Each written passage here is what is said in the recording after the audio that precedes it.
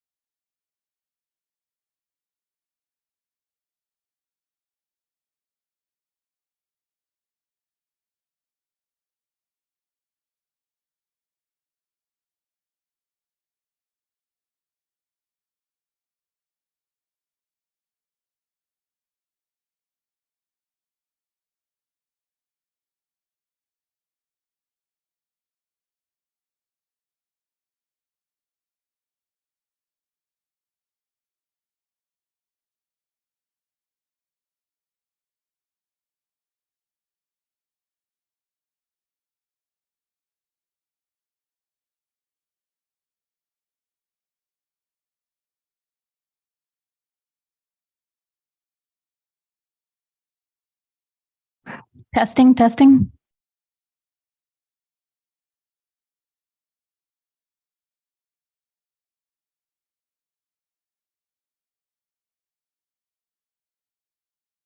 Testing, testing.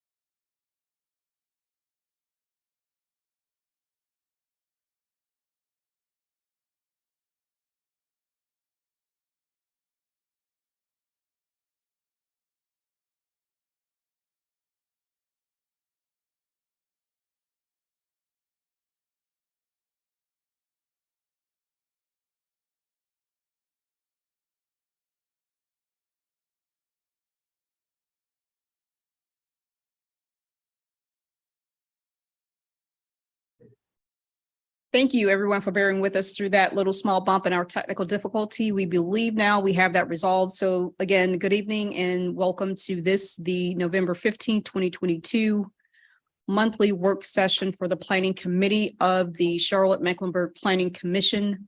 My name is Kiba Samuel and I serve as chair of the Planning Committee. And we will begin this meeting by stating that this meeting is being streamed live on the Charlotte Planning YouTube. Okay, so on the Charlotte Planning Design and Development Department YouTube page. Members of the public and media may watch it there. We will begin with introductions with our commissioners, starting from my left. Commissioner Seeley, please. Clayton Seeley, Planning Commission. Terry Lansdale, Planning Commission. Shawna Neely, Planning Commission. Rebecca Wilden, Planning Commission. Rick Winokur, Planning Commission. Andrew Blumenthal, Planning Commission. And now starting with staff. Please. Alicia Osborne, Planning Staff. Zanya Duhaney, Planning Staff.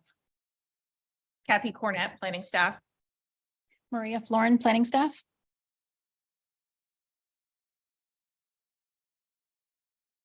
Alberto Gonzalez, Planning Staff. Robin Byers, Planning Staff.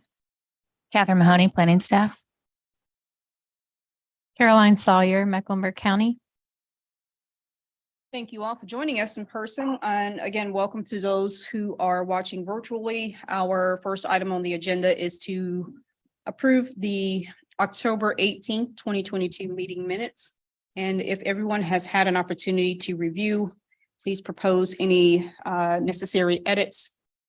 If not, motion, please. Motion to approve Blumenthal.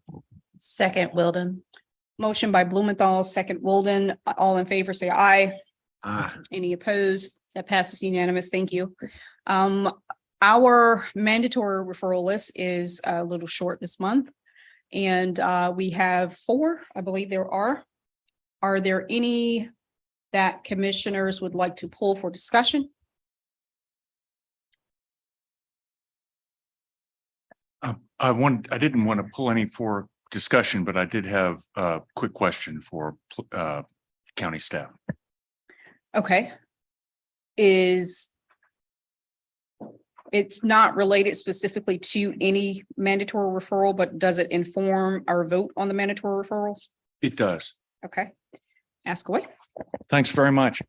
Good evening. I'm Rick Winokur, and by way of introduction, I also used to be on the Park and Rec Commission, so I've seen many of these referrals before as it came through the commission. I'm also new to this body, so in getting up to speed, I've watched the previous presentation that Bert Lynn has provided this group, and I'm very much familiar with, part of the county planning process and land acquisition process, though I don't know everything about it. And thus, my long question to you. I tried to get on, I followed the MEC playbook process pretty closely when it was happening. And I tried to get on, it's not listed on the county website as of last night. And I know that there are I know that there are different areas that you're trying to acquire parcels with different priorities. And it would be super helpful if, not today, and obviously not now, but in the future, if it's possible for this body to get a maybe a larger jigsaw puzzle piece, because we see the little pieces that come across in the mandatory referrals, but how it fits in the MEC playbook map. So for instance, properties that have been previously acquired, in this like since 2019, for instance, that way we can see it a little bit better. Yeah. I think we do have something like that that's already tracked internally, so we can see if we can make that available here as well. That'd be terrific. Thank you very much. Thank you, We'll Carol. add just one thing to that. On Charlotte Explorer, if you're familiar with that site, there is a layer for mandatory referrals. There is, but it doesn't include a layer for MEC playbook that I can tell. And some of the data that MEC playbook is dealing with. Yeah, that's a separate. Right. So I wanted to see Okay. the county mandatory referrals relating to park and rec in the MEC playbook layer. Okay. So, thank you. Thank you both. Having said that, and if there are no going twice now, mandatory referrals that need to be pulled for discussion, we may make a motion to recommend these in one motion if there is a commissioner willing to make such motion. I would make such a motion. Winokur. Is there the verbiage for us, Maria?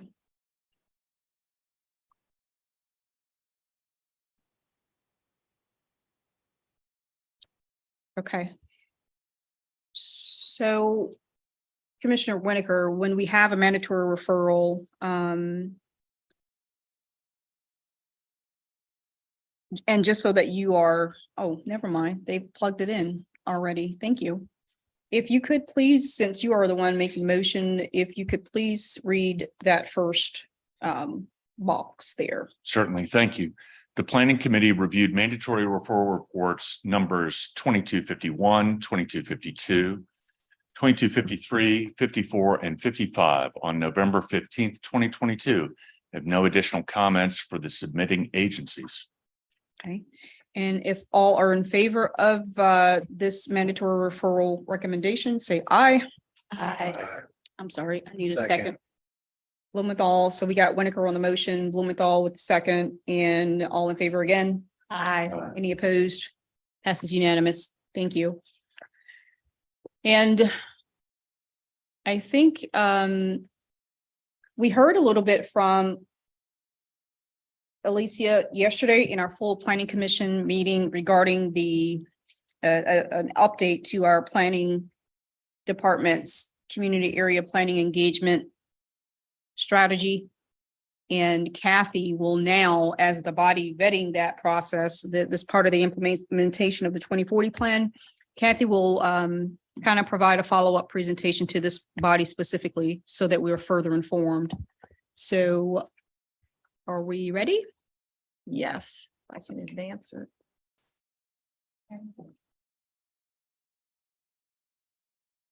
There we go. So this is pretty much the same presentation that you had at commission yesterday. You didn't have a whole lot of time to discuss around that. So what I thought we would do tonight is I'll run through it again, but I'll give the context for, it's always good to set the stage and give context and remind ourselves of what we're doing about the scope and the schedule, the communications and the engagement strategy, but do that a little bit quickly, leaving you more time for discussion in number 3 about how you can support the process.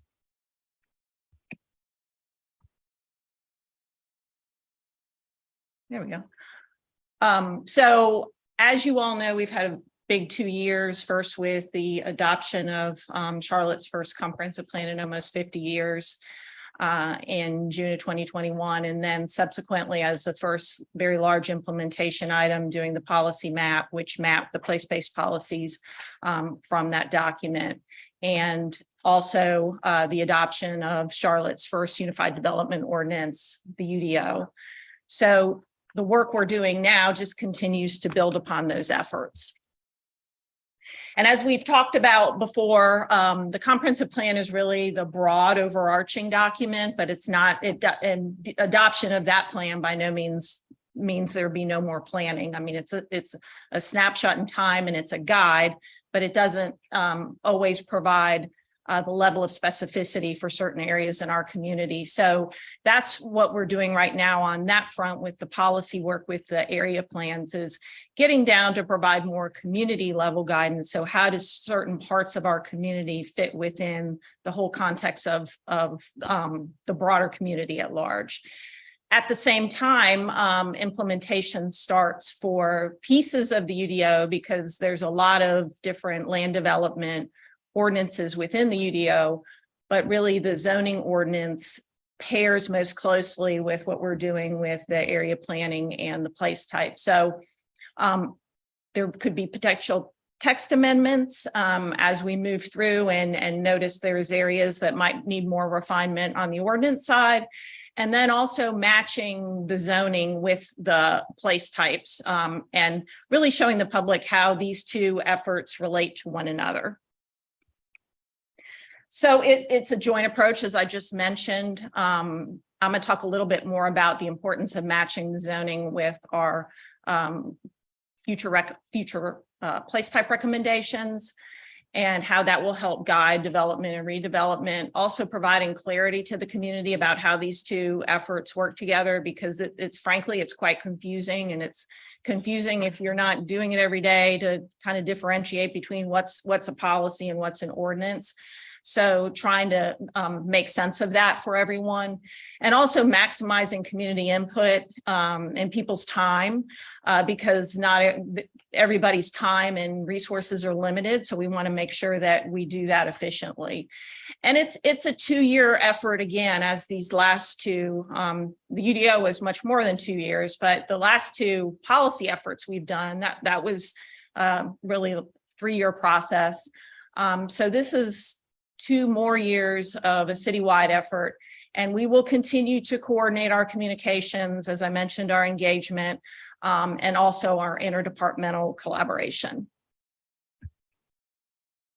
So I mentioned the importance of matching the zoning with our place type recommendations and at large the community's vision. So I think it's important for us to revisit the fact that a big piece of place types as being a more modernized land use recommendation that builds in form and all those other components. A big piece of that is that the zoning districts that are part of the UDO are written to match specific place types. So in the past, the zoning ordinance didn't really tie very neatly to land use. So with the place types, that is a big component of it. There are there's a place type that has a certain menu of zoning districts that fit that place type. So in that way, matching those two things is important in order for us to realize our community vision. When we talk about community area planning, it's a little different from the small area plans that we used to do. So I mentioned that we hadn't had a comprehensive plan in almost 50 years, but didn't mean that we weren't doing any planning. We were doing it in a more piecemeal way with what we called small area plans. And those really, from an equity standpoint, they left something to be desired in that you couldn't really touch all of the community. And we probably would have never caught up in doing that and updating our recommendations for different parts of our community. So community area plan boundaries are a bit bigger. And the beauty of that is it really allows for neighborhoods to have conversations with one another rather than just looking at one neighborhood kind of in a silo with where it fits in its context in our community and then in the community at large. So there's 14 different geographies. It will, as a whole, provide community level guidance for the entire city.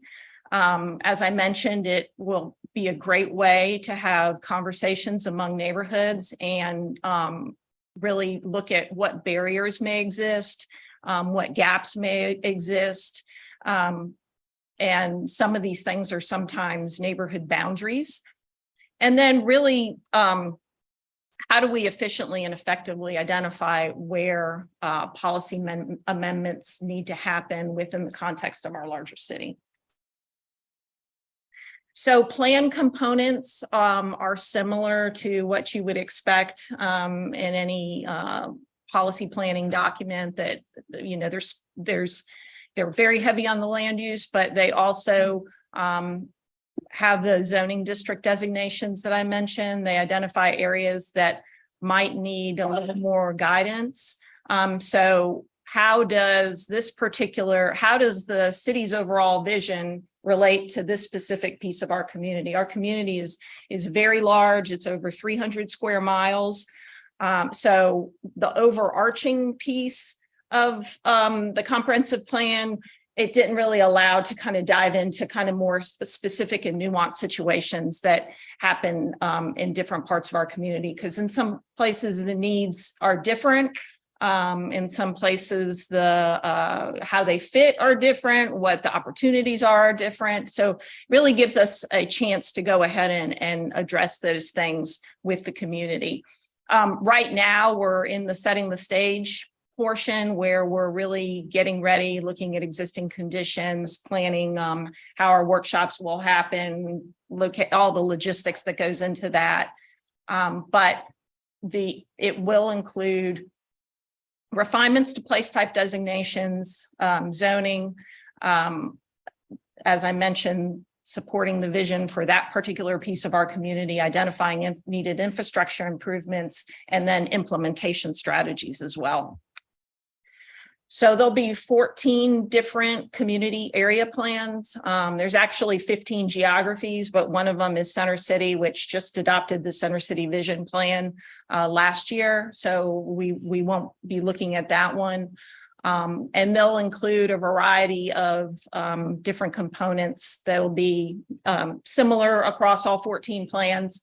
So illustrative development concepts, lists of programs that have been identified, infrastructure needs, refinements to the policy map, and recommendations. We may uncover policy changes that need to be made to the comprehensive plan because it's a living document that will need to be changed over time as our community continues to grow and change. And you've seen this process and schedule before. It's very high level. As I mentioned, we're in the pre-planning stage right now. We plan to kick off at the beginning of the year. And then there'll be two years of spring and fall workshops. So I can't remember what the number is. It's like 70 something or total workshops over 2 years. So there'll be plenty of opportunity for in-person engagement and online engagement as well. And that'll culminate in actually 14 draft plans that will then go to City Council for approval and continually come through this group as well. Just an idea of our team structure. So the core team in our department is really taking on the bulk of the work, but we are also engaging with executive leadership and then again, involving our interdepartmental partners, which is a very important part of the process. And for communications, the goal is to be accessible, equitable, and inclusive. And what that means is identifying who our different audiences are and then being very intentional about what the messaging is for each of those audiences and the methods of engagement. And so what that means is that there are kind of evergreen tools that we're using that are listed under constant, that are pieces that we used in the past two efforts, the website, videos, newsletters, just surveys, things that are accessible 24/7.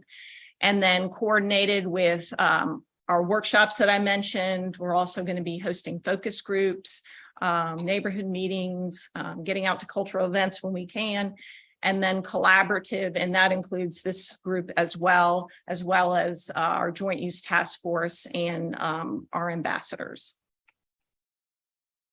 So this is really where I thought you may want to have the bulk of your conversation this evening in terms of what is your role in this process.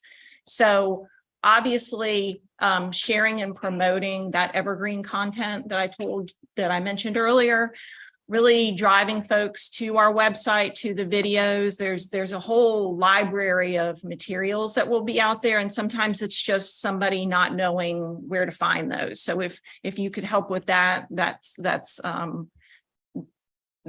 very helpful.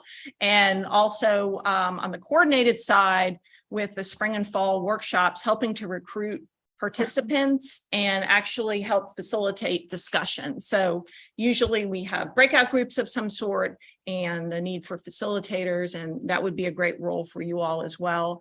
Recommending and recruiting participants who meet our equity metrics and geographically dispersed for our focus groups. Promoting and recruiting folks for our library office hours, which we'll be doing also throughout the process.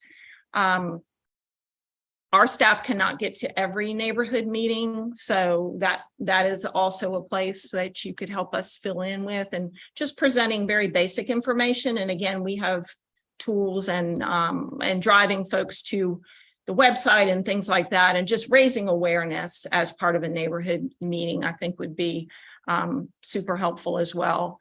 And then any cultural events that you know that meet the parameters for our consideration. So is it a group that we are typically not reaching? It is a part of the community that we're not getting as much participation from, those sorts of things. And then again, this will continue to come to this body throughout the process. So that's really where the reviewing milestones and providing input piece comes in. And that's all I have. If there's any questions for discussion. Thank you so very much, Kathy, for this presentation. I think that there's a few of our commissioners who have already submitted ideas for either events and or opportunities for creating a host session for the Planning Commission. So I'm going to kind of go around the dais there to see if we can kind of hone in on specific ideas or opportunities for engagement that's event focused or audience focused. So if you have a suggested audience that maybe is under the radar or not easily reachable, those are the types of touch points that I'd like to hear about tonight. And before I open it up, I want to mention one thing. In watching, I want to say it was last night's council meeting. It might have been the week before. The arts and culture plan is currently in development, and they are embarking on their engagement strategy and campaign as well. And I didn't know if that was an opportunity for us to kind of tag team or piggyback on some of the either outreach that they're doing or events that they're hosting. And then one idea that the chair of that board mentioned last night in terms of their engagement strategy, they have I think much like we did for the 2040 plan, where we had the communities hosting their own game nights. They had a do-it-yourself format, the arts and culture plan does. And I don't know what that looks like exactly, but the idea sounded kind of intriguing to me. For the 2040 plan, it kind of made sense. And I don't know if staff has thought about anything like that in terms of an opportunity for communities to host their own events. Again, being very cognizant of the bandwidth of staff. Just wondered if that was an idea that you guys have already explored. Again, just not inventing the wheel, so to speak, because we did something like this for the comp plan, but maybe reinventing or just tweaking it a little bit for this purpose. And then you mentioned library office hours.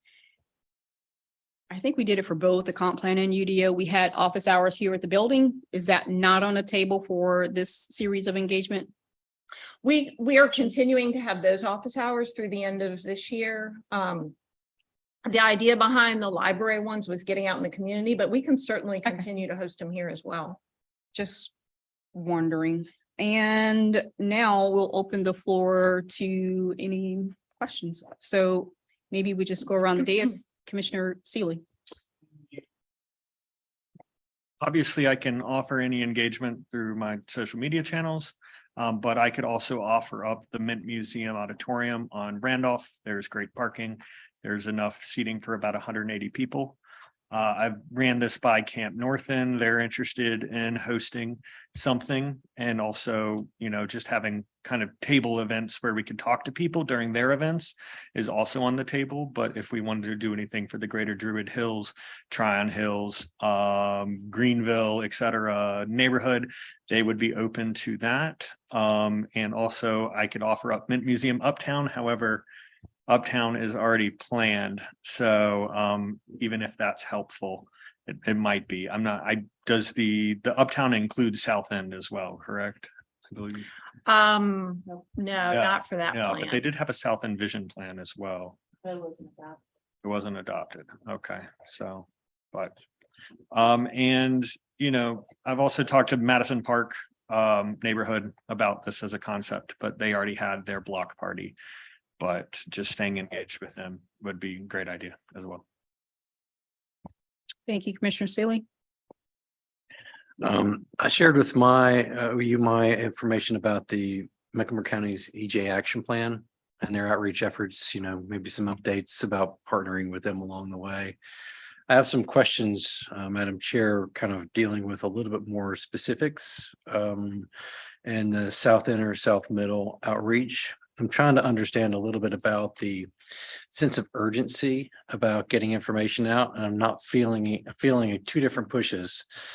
Do we need to do this now, or is it waiting till the spring before we kind of ask for specific materials to go into each of those specific communities like South Middle, South End, whatever the case is? Yeah, great question. So we're still working out all the logistics and that package of materials that we have. We don't have that available as of yet. So it would be after the kickoff. So after the first of the year. After the first of the year.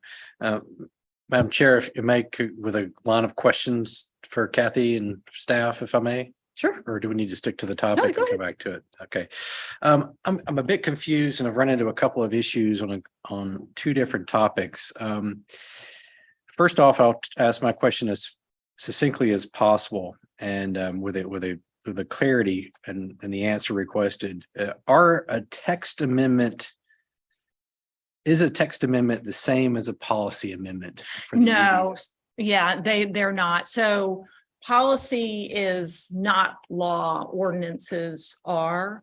So a policy amendment would go before this group, and then it depends if it's a major or a minor. So minor ones are typically accompanied by a rezoning, typically. And those would just funnel through that process. A major amendment, we would assess those like on a biannual basis or a yearly basis, and then they would come to this group as well. And they would need, analysis by staff and that type of a thing. And that's a text amendment. That's a policy. That's a plan policy. amendment. Okay. A text amendment is actually goes through the typical rezoning type process because that's like amending an ordinance, a law, that type. It's regulatory. Right. I'm new here, but I asked That's this, confusing to I asked everyone. this question from a third grade perspective. And I think that if we start developing our plans that go out in January, we've got to do our due diligence in explaining kind of those differences, because we get used to, it was funny in our previous meeting, we had, I think I counted 6 acronyms and one of the presentations, all in the same sentence. So I want to make sure that we have that kind of foundational knowledge that's able to be understood at the lowest level about how to participate, because people are going to come to me and have come to me about, I don't like this or I don't like that. And how am I going to be able to explain a policy amendment versus a text amendment when someone just wants to see something different or something clear in the document.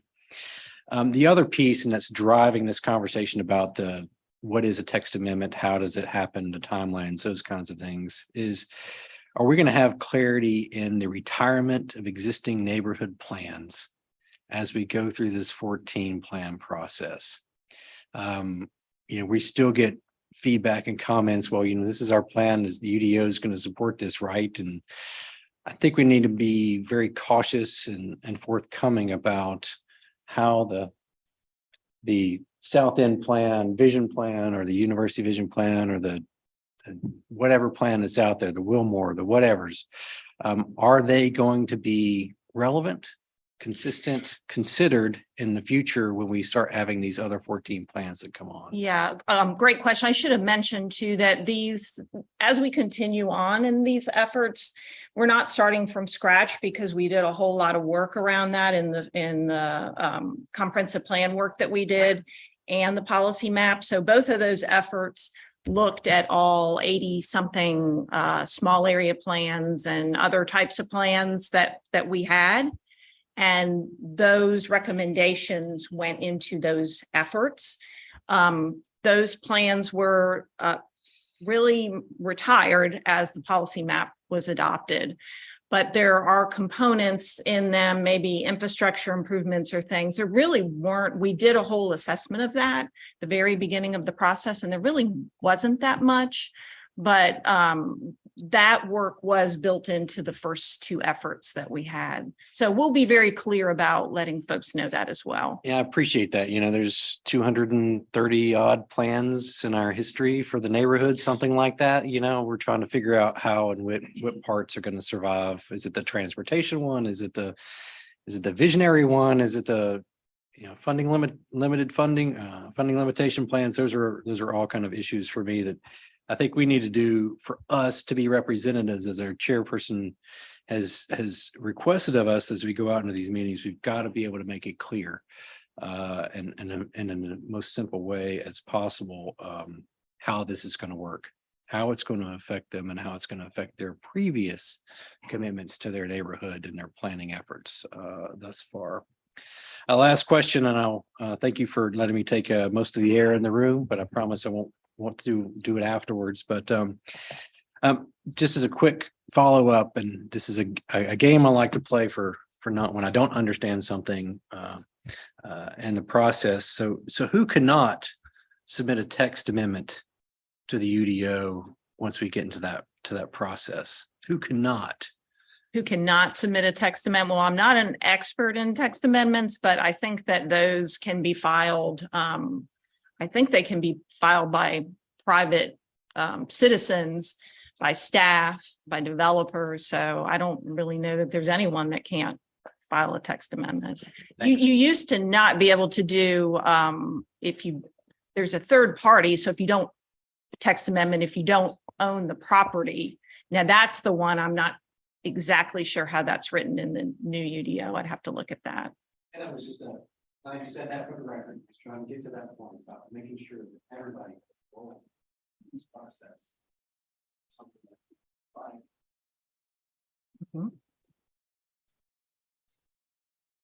This actually made me think of him talking about neighborhood plans. One of the things we recently talked about in the No to Neighborhood meeting was updating our vision plan, because we have a very outdated one speaking to that. But I also can offer any help facilitating any talks with NODA, Villa Heights, Optimus Park, Plaza Midwood, and Belmont. Okay, great. Thank you. So just to comment after Commissioner Lansdale's last couple of comments, if you are receiving, and this is actually for any commissioner, but if you are receiving feedback, comments, opinions about anything that's in the comp plan, funnel that up to staff. We are still capturing feedback. My caution sign in that is that's how comments like, well, I didn't get a chance to speak on that. So don't hold any comments, even if you want to pass them up or press them forward on that person's behalf or that entity's behalf. Don't hold it. Don't hold it waiting for the right opportunity, or don't hold it waiting for the engagement sessions to start. If you have that feedback now, share it now, and maybe it helps inform the engagement process. So don't hold it close to your chest. Encourage people who you're talking with, and again, that applies to any commissioner. Thank you, Commissioner Neely. Good afternoon, Commissioner Neely. Tonight I was out and I had opportunity to speak with some people. And tonight, when the UDO came up, the opportunity to speak about districts and school boards came up, which was the first time that had ever happened in a conversation regarding the UDO. So my recommendation, I guess, would be maybe is there opportunity for us to speak at PTA meetings, PTSA meetings, somewhere in school districts, so that those people have their questions related to, their schools in their areas, to have an opportunity to speak on that. That might be something we can add as a possible opportunity. Great, thank you. I only have a few, I promise. I'm assuming that there are going to be regular briefings for city council, so we don't get the whole, I didn't know about this like we did with the comp plan. Yes, Okay. thank you for bringing that up. That is part of the engagement strategy as well. It's not just engaging the community and this body, but elected officials as well. So that is built into the process, and we'll be going to their committee. I think we're actually going to their committee in December.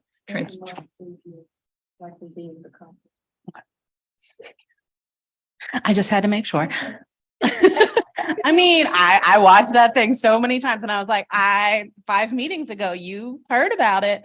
And then I know that there was like a huge ambassadors program for the comprehensive plan.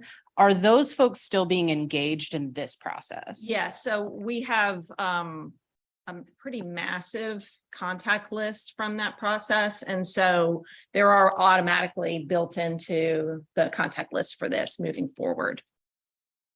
Awesome. And then like multiply everything that Clayton said about like social media and that sort of thing. Because there are like quite a lot of like really active land use people on Twitter.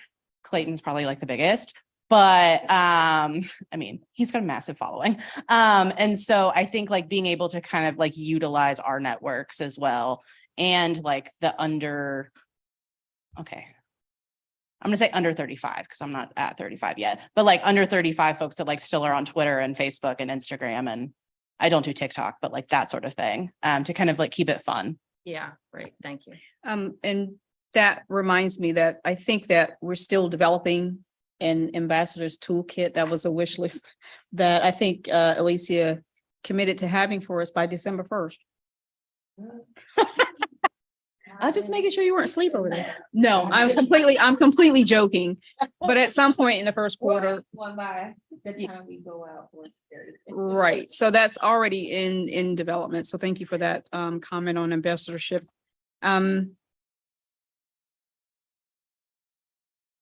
It'll come back to me. Commissioner Winokur, please.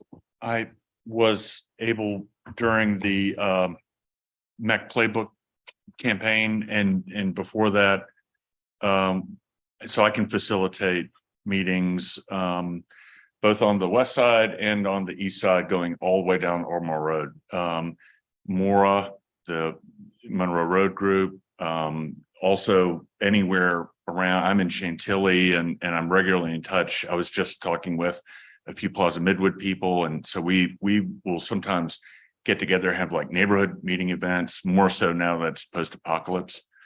Also the West End Neighborhood Coalition and the historic I'm sorry, the West Boulevard Neighborhood Coalition, Historic West End. Okay, So fantastic. Thank you. I'm happy to reach out to any.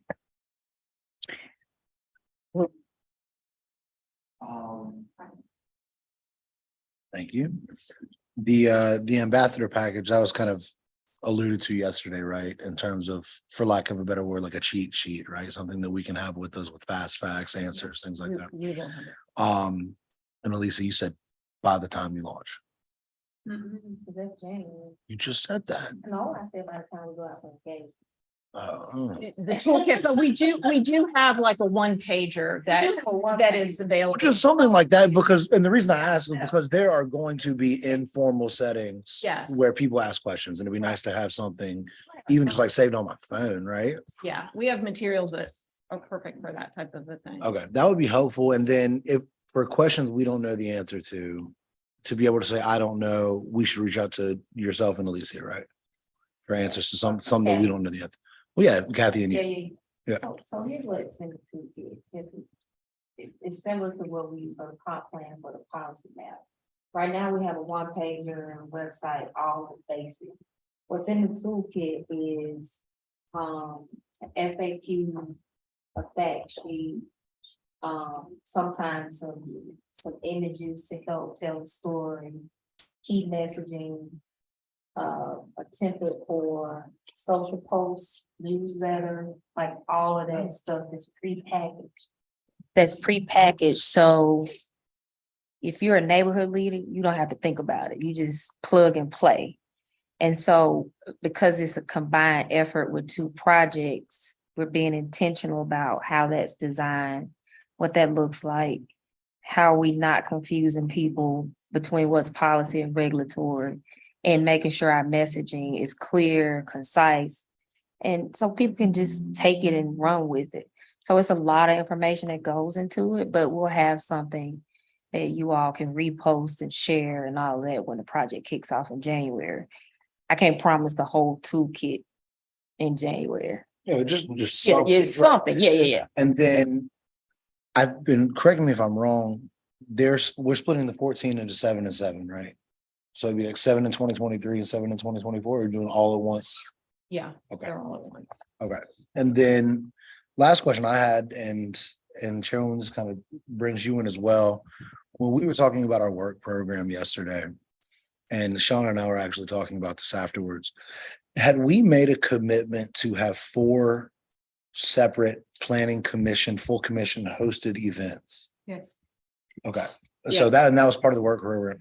So I know that a big focus of those is going to be, the planning process, how we as a commission function, what our role is, and how that's differentiated from a staff member and further differentiated from a council person or a county commissioner, right? But I do think that would be It's 3, actually. 3. Oh, 4 is a lot. But I do think that would be a great forum for us to bring in staff as well, and we can talk about where those are hosted. Because my understanding is there will be some standalone events as a part of the community area planning process. And then there will be also some, for lack of a better word, piggyback events. Other people that are holding events where it's like a booth or a table or something where people can stop by and get additional information. And so my thought is that we definitely want to build that into what we're already doing, correct? Mhm. Okay. So remember at the retreat, we spoke about not necessarily being duplicitous, but kind of killing 2 birds with 1 stone. So there are going to be sessions that we host for work program item number 1 that we reserve 30 minutes for to talk about this specific engagement campaign. Or there may be engagement campaign work that we're doing where somebody might ask, well, what is the planning commission? I got that question 3 times today. So I think the work will overlap, but I wouldn't consider it duplicit. I just don't want to, these are just being very conscious and aware of the duplicity possibilities, but definitely overlapping some of the work. All right, no, that makes perfect sense. Again, I don't think that it needs to be the bulk of what we discuss, but it would be a lost opportunity to not bring that in as a portion of whatever programming there may be. That's it for me then. Thank you. I will make sure everybody has a final opportunity if you came up with something afterwards. But I'm gonna share a few things here.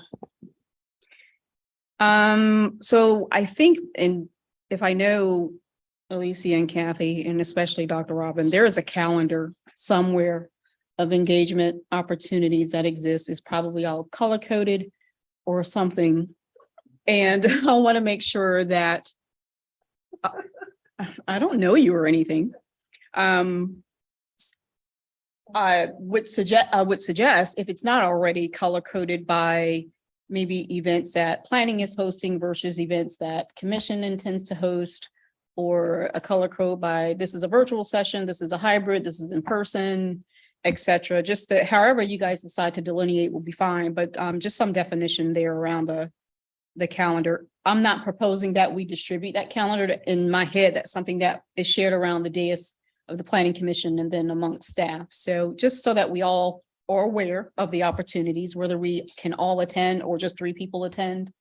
And that may be month by month, that may be, this is what Thanksgiving, so maybe we get the month of December, here's what we're doing. Remember to be here, here, and here, or whatever, just so that we all keep it straight. That was one point that I wanted to mention, and then so we all have, I think, a presence on social media. And I think that I want to be as specific, unambiguous as possible when, and to keep us all out of trouble. We do not create our own flyers, social media blasts, et cetera. There is a communications department that we have access to, we are privy to, and we can tap into, hey, can you create this? Even if we're hosting, we can request communications department for the city to create that draft. There are certain things that are standard in their communications post, and I don't want to vary or violate whatever their policies are about sharing city data. And I just wanted to make mention of that. Now, sharing data or sharing a post, there's no harm in that because it likely already came from either planning department's internal marketing or the communications department directly. But I just want to state that for the record, we don't create our own flyers, even if we are the host, even if we are being in attendance. Likely those posts or flyers, so to speak, digital flyers will be created by the communications department. Council members are already, I think 2 of them have already hosted their town halls. Others are scheduling. There's one coming up this weekend that I was invited to. I will not be specifically speaking about the planning commission, but I was asked to speak on service for boards in general. But I will ask how many minutes I have to just prep folks for what's coming down the pike for first quarter from planning department. So back to Commissioner Lansdale's comment about, is this something that we do now? What's the sense of urgency? How soon can we do this or that? There are bugs that I'm planning now, and I don't think there's any harm in that, just to make communities aware or certain stakeholders aware, hey, here's what's going to be coming from planning department. Here's why I'm going to need you to plug in. So be on the lookout for ... So I don't think there's any harm in that. And I think that might even be, to the benefit to make sure, people carve out some space to get engaged. And with that, I'm going to grant opportunity around the dais again to just kind of circle back if anybody came up with anything additional or.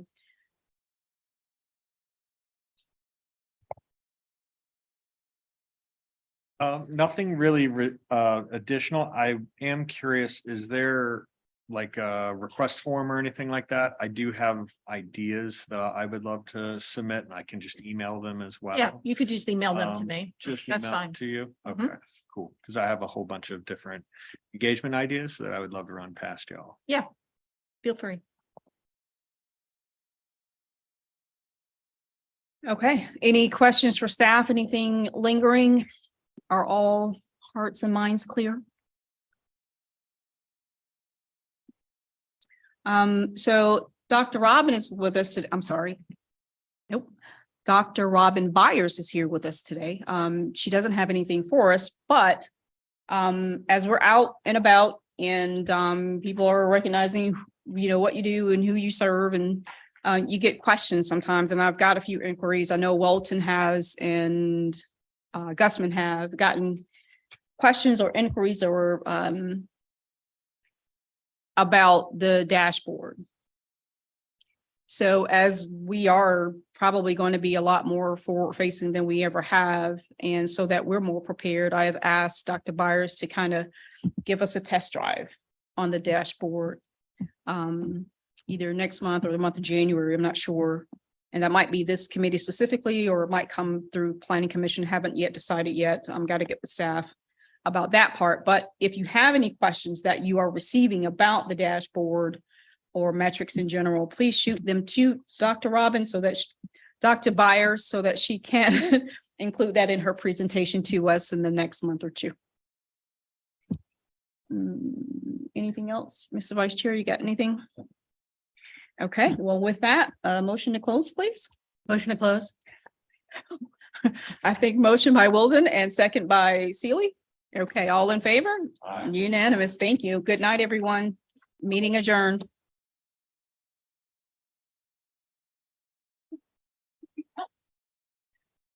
Hey, how are you?